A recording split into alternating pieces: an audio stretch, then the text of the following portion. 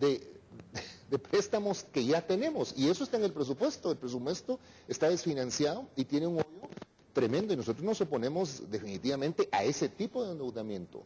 Sin embargo, si fuera un endeudamiento, y lo dice el informe del Fondo Monetario, si el endeudamiento estuviera estructurado, se supiera para hacia dónde va, por ejemplo, vamos a endeudarnos para cumplir una necesidad social, para construir una red de hospitales, para mejorar la educación de esta A, B, C, D forma, para, vamos a hacer un proyecto macroeconómico, un proyecto económico que tenga un beneficio, un impacto al país importante. Entonces esos préstamos tendrían una razón de ser. Cuando no tienen una razón de ser, es cuando Guatemala dice, mire, necesito endeudarme porque tengo que pagar los intereses de otro préstamo que ya debo. De hecho, no sé si bueno, yo creo que nos enteramos todos de que al presidente le dieron un premio,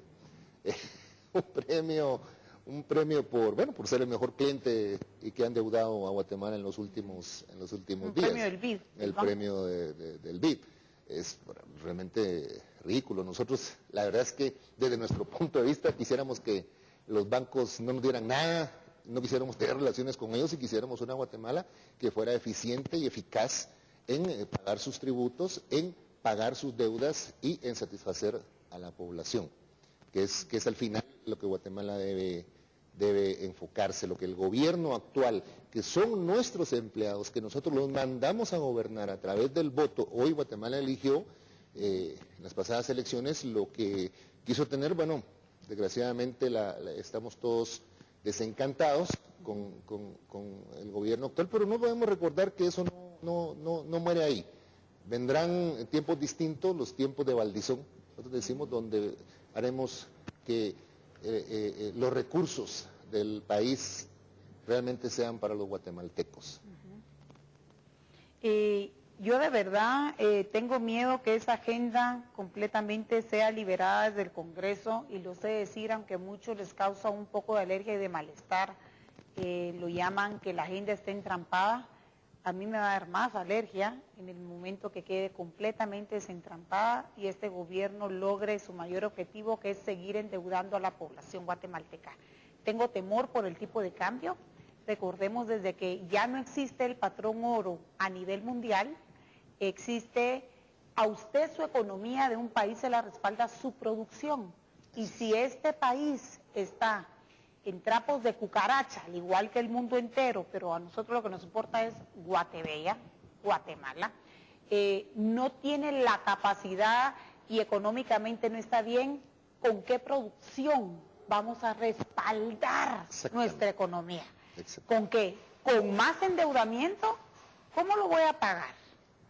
¿A dónde quieren llevar el tipo de cambio? Por eso le digo yo, difícil situación de llegar a ganar las próximas elecciones, que Manuel Valdizón sea nuestro próximo presidente, aunque sabemos que es muy hábil hasta para contestar improvisadamente, pero ¿qué van a hacer? Porque el tipo de cambios tiene el grave problema de poderse desplomar. Recordemos que el Banco de Guatemala también juega con comprar y vender en el mercado, y eso sí esa estabilidad sí hay que reconocérsela al presidente del Banco de Guatemala, al licenciado Edgar Barquín, que lo ha logrado hacer bien ya bastantes años, pero todo tiene un límite. Si nos excedemos, nos vamos a caer. Así es. Y es el tipo de cambio.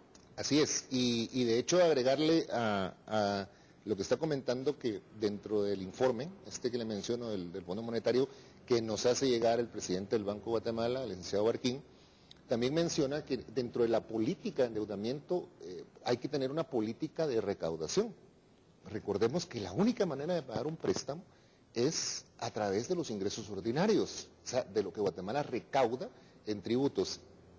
E imagínense, si no tenemos hoy por hoy una política definida de endeudamiento, o sea, no sabemos para qué estamos prestando dinero, y dos, no tenemos un sistema de recaudación eficaz, lo estamos viendo, todos los medios televisivos y escritos declaran y dicen, bueno, se está desplomando, en mayo no se llenó la cuota de la SAT, se perfila un año tremendo para la Superintendencia de Recaudación. Entonces, si no sabemos hacia dónde estamos prestando el dinero que estamos prestando, y además no tenemos con qué pagarlo, o está diciendo, no tenemos producción, no tenemos productividad, no tenemos un cobro de impuestos ágil. No se mueve la economía. La economía está estática. Y es ahí donde sí empieza a haber un temor generalizado de que podamos tener dentro de un periodo próximo, Dios no lo quiera, pero un cambio tremendo que podría llegar a un tipo de cambio de 12 por 1. Recordemos que Guatemala es un país importador.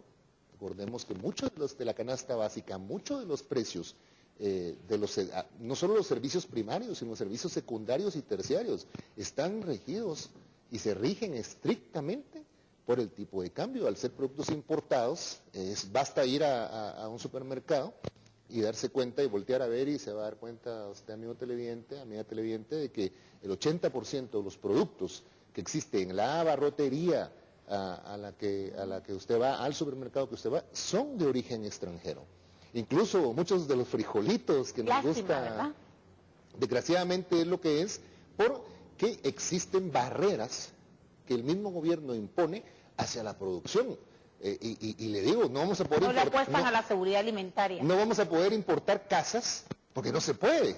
Pero lo que quedaría, al estar frenando la producción interna de la construcción de vivienda, pues lo que tocaría es ponerse a importar casas, lo cual es inviable completamente, pero esas son las barreras que frenan la producción de un país. No tengo temor en decir que la balanza comercial del país está en números rojos, ¿verdad? Así es. El año pasado tuve a bien entrevistar a alguien de Ajexpront y platicábamos y las cifras habían caído, y eso fue como en septiembre del año pasado. No quisiera imaginar ahora. Ojalá y ese famoso Tratado de Libre Comercio con Europa nos ayude en algo realmente. No mucho creo en los tratados de libre comercio, pero lo que pasa es que son desbalanceados completamente, ¿verdad? No podemos cuando... Yo me hago la pregunta desde la casa, ¿y qué iremos a ganar, verdad? Porque Exacto.